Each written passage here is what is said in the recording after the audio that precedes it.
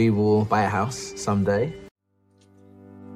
Do you want to buy your dream house, but cannot afford to buy it without help? Be not dismayed. You might be eligible for co-ownership. Hello, welcome to Legal Analysis, a place where I dissect and analyze legal issues within the context of the UK common law legal system. If you're new to this channel, please remember to like, subscribe, and share. Come, let's reason together. Let's see what the law has to say about co-ownership.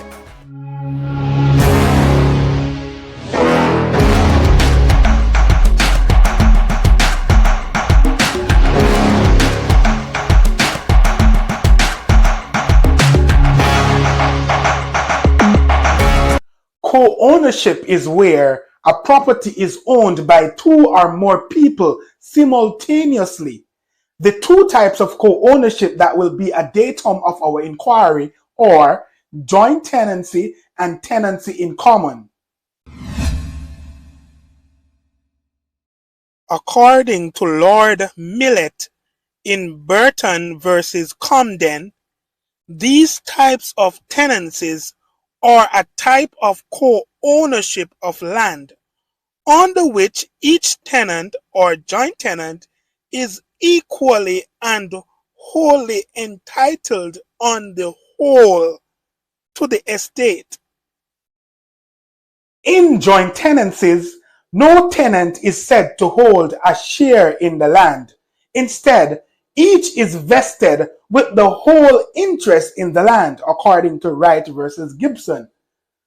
Based on the fact that every person is entitled to the whole of that land, according to Lord Brown Wilkinson in Hammersmith and Fulham versus Monk, they are deemed in the eyes of the outside world as one single owner.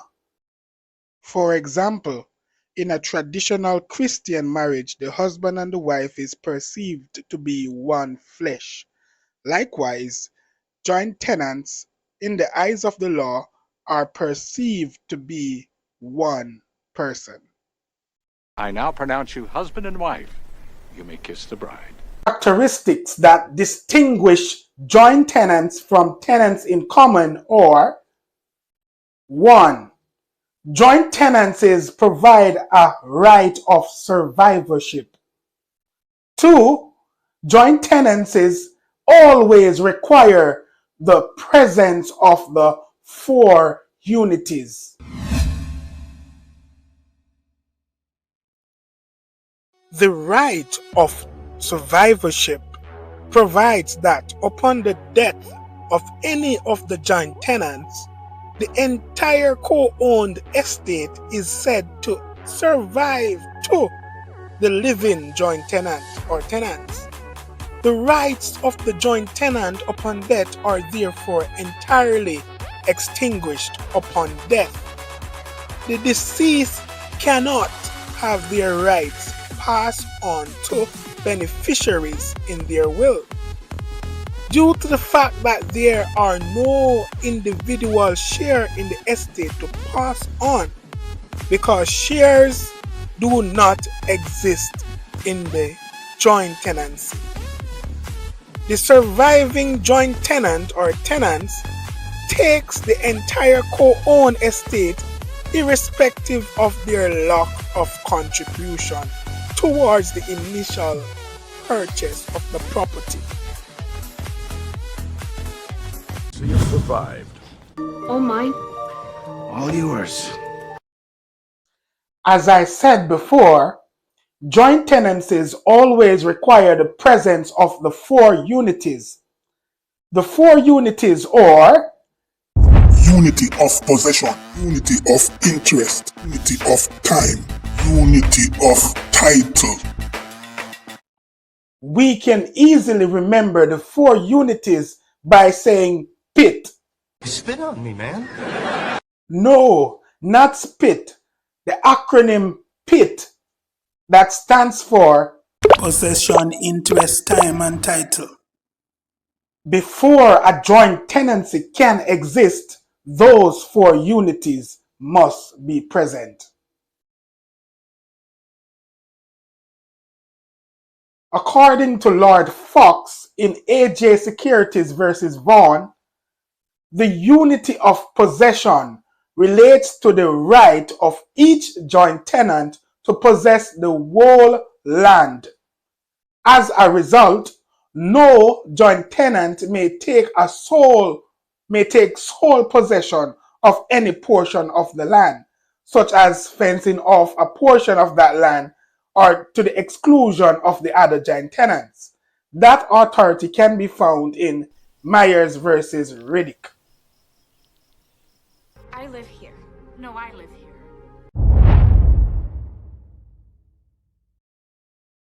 As it relates to unity of interest, this form of unity derives from the idea that each joint tenant is wholly entitled to the whole.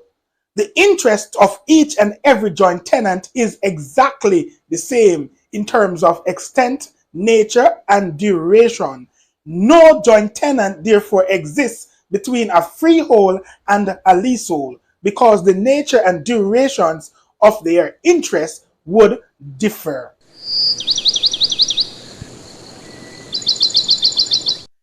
As it relates to unity of time, put simply, this unity requires that the interest of all joint tenants must have been vested in them at the same time.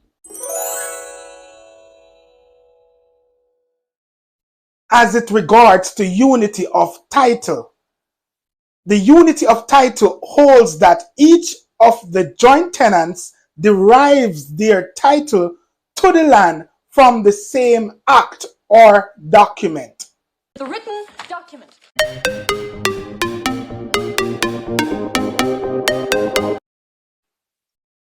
Unlike with joint tenancies, in tenancies in common, the co-ownership arrangements are such that each of the co-owners owns a distinct share or portion of entitlement. It is important to note that there are two defining characteristics to tenancies in common, both of which set tenancies in common apart from joint tenancies. 1. There is no right of survivorship between tenants in common, and the only unity which exists between the tenants in common is the unity of possession. According to Lord Justice Denning in Bull versus Bull, every tenant in common has a right to the use and enjoyment of the land, in a proper manner. Go away, you'll get your rent money tomorrow. In Job versus Spotton, where rent is received from a letting of a co-owned land paid by a stranger occupying the land that has been let out, the rent is divisible between the tenants in common in exact proportion to the value of their respective share. About our rent money, man. No choice. Walk here tonight without that rent money. This legal analysis begs the question, how co-ownership can arise? It is a common trend around the world where two or more adults share homes together and contribute directly towards mortgage or indirectly by covering auxiliary costs such as home improvements, childcare, etc. In those situations, it would be prudent for the parties to regulate their co-ownership by means of a formal, expressed, written, and signed agreement that fulfill the requirement of Section 53, subsection 1, paragraph B of the LPA 1925. However, If no express trust or agreement has been declared in accordance with section 53 subsection 1 paragraph B of the LPA 1925, co-ownership will arise informally. For example, co-ownership may arise by means of a resulting trust when a person contributes directly towards the purchase of a home but does not have his name on the legal title. In such case, there will be a presumption that the contributor has a beneficial interest in the land behind a resulting trust. Conversely, a common intention constructive trust can arise when a person contributes directly or indirectly towards the purchase of a home but does not have their name on the legal title. So we're all gonna sign a little contract. Sign the contract, Miss Fox. You sign it! With regards to common intention, in Lloyd's Bank versus Russett 1991, the House of Lords held that, in the absence of any express common intention, the claimant could only acquire an interest if he or she made a direct financial contribution to the purchase price or the mortgage installment. Nevertheless, in Abbott versus Abbott, Baroness Hale stated that Lord Jessett's approach was outdated. She further stated that common intention could be inferred where there was a direct or indirect contribution to the acquisition of the land. The courts have used various approaches to ascertain common intention in order to establish constructive trust. For example, you have the balance sheet approach, which focuses solely on cash contribution. You can find that example in. Next, you have the family assets approach, in which the court undertake a survey of the entire course of dealings between the parties, which would also include non-financial contributions. For example, in relation to long-term marriages in Midland Bank versus Cook, contribution to utility bills, occasional mortgage payment, child care, keeping of the home was sufficient to acquire 1/2 of the equitable interest in the home. Pain in my ass. Gave you the money. Exactly. The unconscionability approach, in which courts identify circumstances in which it would be unconscionable for the claimant to be denied of some rights in the property. Additionally, proprietary estoppel will award rights when there has been a representation or an assurance or an understanding which the defendant knew the claimant developed and relied on to their detriment. The approaches mentioned previously described situations where a co-owner can claim an interest in the land based on common intention of a constructive trust. It is important to note that an express trust over land would trump this constructive trust, which is why, as mentioned before, it would be prudent for parties to regulate their co-ownership by means of a formal express written and signed agreement that fulfill the requirement of section 53 subsection 1 paragraph B of the LPA 1925. This significantly would minimize the potential ambiguity created by the various approaches mentioned above. Let's turn our attention to severance. Severance operates only on the joint tenant's interest to convert the joint tenancy into a tenancy in common.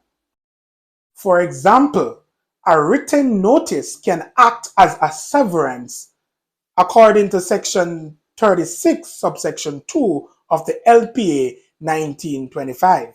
Leave without giving 2 weeks' notice. Final notice, late notice, past due. Sir William Page Wood, in Williams versus Hensman, provided 3 acts or things that would enable one to sever a joint tenancy. For example, 1. An act of any person interested operating upon his own share. 2. Where one joint tenant mortgages or sells his or her interest or become bankrupt. This will sever the joint tenancies. This would create severance because it has the effect of destroying one of the unities essential to joint tenancies, that is title, unity of title that we spoke about earlier. Severance can also occur based on the course of dealing. A course of dealing is where over the years the parties have dealt with their interest in the property on the footing that they are interests in common and they are not in joint. In other words, the joint tenants act like tenants in common, then the court may determine that this is what they actually are. Furthermore, severance can also take effect by mutual agreement. Severance can be effected by the agreement of all joint tenants. There are some presumptions in this area of law that are worthy of noting. Property purchased as a family home is presumed to be held as an equitable joint tenancy. Additionally, property purchased for commercial purposes is presumed to be held as an equitable tenancy in common.